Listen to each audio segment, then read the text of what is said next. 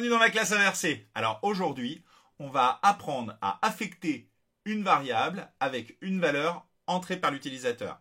Et pour ça, on va découvrir une nouvelle fonction, la fonction input. Donc on retrouve la console, le shell de Piso, et on va donc pouvoir affecter une variable avec une valeur en utilisant la fonction input. Alors, par exemple, on va définir une variable. Alors, je rappelle que sur Python, la définition et l'affectation de la variable sont deux choses qui se passent en même temps. Il n'y a pas de séparation. Donc, je vais, par exemple, taper non. Et je vais dire que non, donc, est égal à. Donc là, comme j'ai vu précédemment, je pourrais affecter directement par un non. Mais cette fois, je vais poser une question et demander à l'utilisateur de rentrer la valeur que je veux affecter à la variable non. Et pour faire, donc, je vais utiliser la fonction input. Alors, input, voilà. Et je vais poser à l'intérieur des parenthèses, donc, la question, quel est le nom de ton lycée. Voilà. Et donc, si je valide en faisant entrée, on me pose cette question. Quel est le nom de ton lycée? Donc, je réponds Assomption Bondy, AB. Et, bien évidemment, si je demande maintenant d'afficher avec la fonction print la variable nom, eh bien, on m'affiche AB. Alors, il y a une chose quand même à ajouter avec cette fonction input. C'est que cette fonction renvoie systématiquement, affecte systématiquement la variable d'une valeur texte, c'est-à-dire de type str.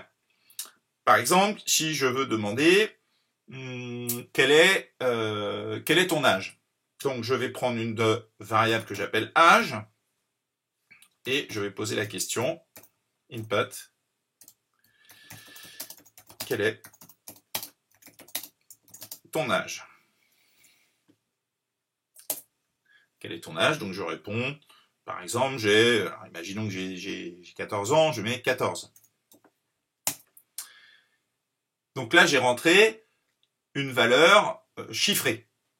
Pourtant, alors je vais demander donc, comme tout à l'heure, d'afficher la valeur de la variable âge. Ça me met bien 14. Mais si je demande le type de cette variable, eh bien, on me répond qu'elle est de type texte. Et ça, je vais le voir, puisque si je fais, par exemple, 2 fois âge, eh bien, j'obtiens 14, 14, c'est-à-dire qu'on m'a écrit 2 fois de suite la chaîne de caractères qui est dans la variable âge. Donc, si je veux récupérer cette valeur, alors là, c'est une valeur, par exemple, qui est une valeur entière, eh bien, je vais dire que âge, je vais l'affecter de nouveau par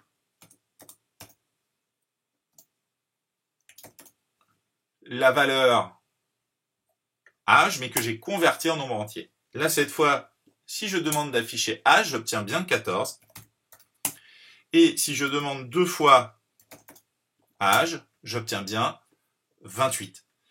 Donc, ne pas oublier ce petit détail quand j'utilise la fonction input, c'est que si je dois récupérer une valeur qui est une valeur soit d'un nombre entier, soit d'un nombre décimal, float, eh bien, je dois convertir en fait ce qui est rentré sous la forme de texte en forme de valeur.